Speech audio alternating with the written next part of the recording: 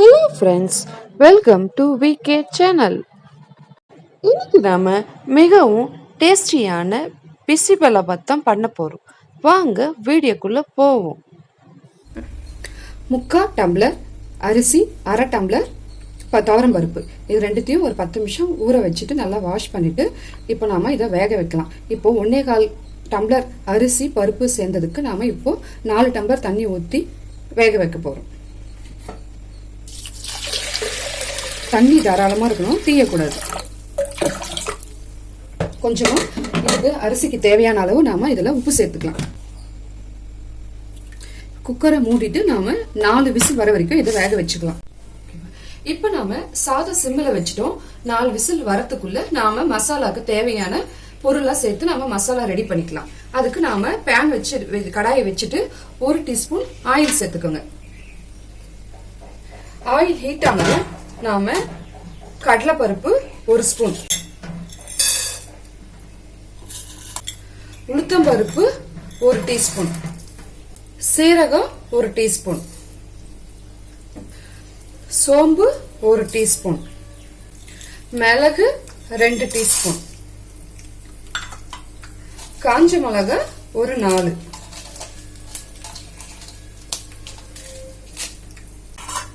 தனியா 1 டீஸ்பூன். இது எல்லாமே கரிஞ்சு போகாத நாம சிம்முல வச்சு கரெக்டா வறுத்து எடுத்துக்கலாம்.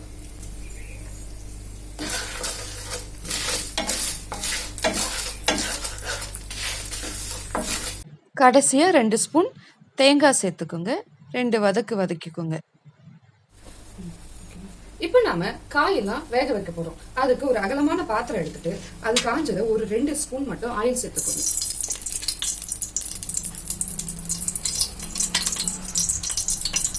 ஆயில் சூடானதும் மஞ்சத்தூள், பெருங்காயம் சேருங்க.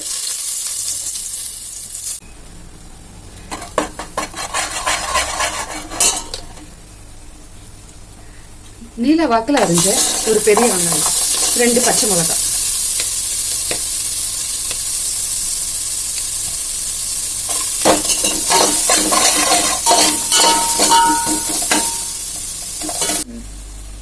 வறுத்து வச்சதை நாம மிக்ஸி ஜார்ல சேர்த்து பொடி பண்ணி வச்சுக்கலாம்.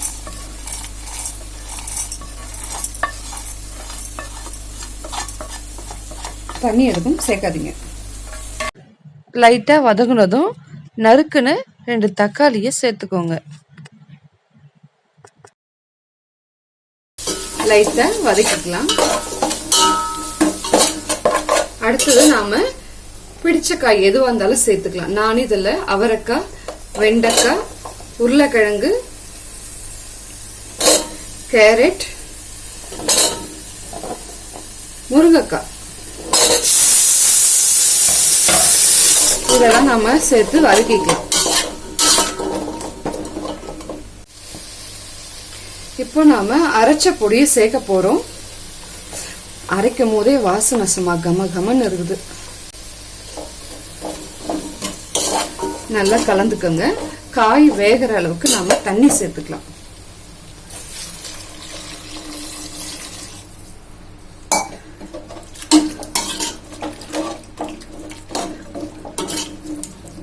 காய் இப்போ நல்லா வேகட்டும். நாம தட்டு போட்டு மூடலாம்.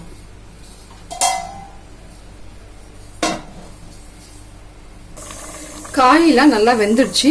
நாம புளி தண்ணி ஒரு நெல்லிக்காய் அளவு சைஸ் கரைச்சி இதுல சேர்த்துக்கலாம். காய் சேர்க்கறதுக்கு முன்னாடி புளி தண்ணி சேர்க்காதீங்க. காய் வேகத்துக்கு டைம் எடுத்துக்கும். அதனால காய் வெந்த பிறகு நீங்க புளி தண்ணி சேர்த்துக்கோங்க. இப்போ தட்டு போட்டு மூடிடலாம். ஒரு 5 நிமிஷம் ஆகட்டும். இப்போ நாம இந்த காய்க்கு தேவையான அளவு மட்டும் உப்பு சேர்த்துக்கலாம். அரிசி சாதத்துக்கு நம்ம முன்னாடியே சேர்த்துட்டோம். இப்போ நாம காயெல்லாம் நல்லா வெந்துடுச்சு. நம்ம வேக வச்ச சாதத்தை இதோட கலந்துக்கோங்க.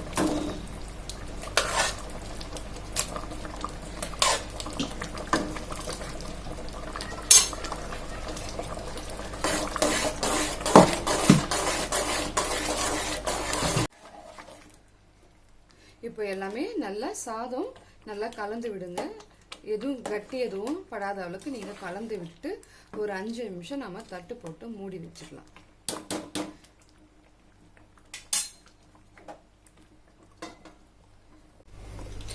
இப்போ நாம தாளிச்சிக்கலாம். அதுக்கு நெய் வந்து ஒரு 4 ஸ்பூன் ஊத்திக்கோங்க. நெய் ஹீட் ஆனதும் ஒரு 10 போல முந்திரி வறுத்து எடுத்துக்கலாம்.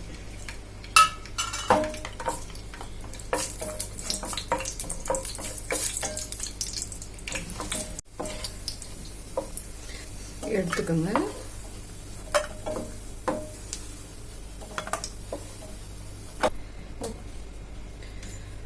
இப்போ நாம கொஞ்சமா கடுகு, வெந்தயம், சீரகம், கருவேப்பிலை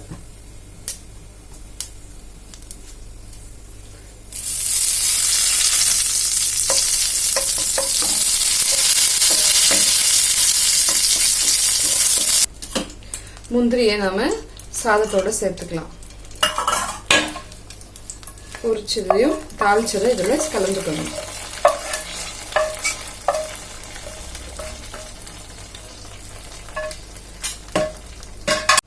கொத்தமல்லி சேர்த்துக்கோங்க. இப்போ நம்ம சுவையான பிசிபெல்லாபாத் ரெடி ஆயிடுச்சு.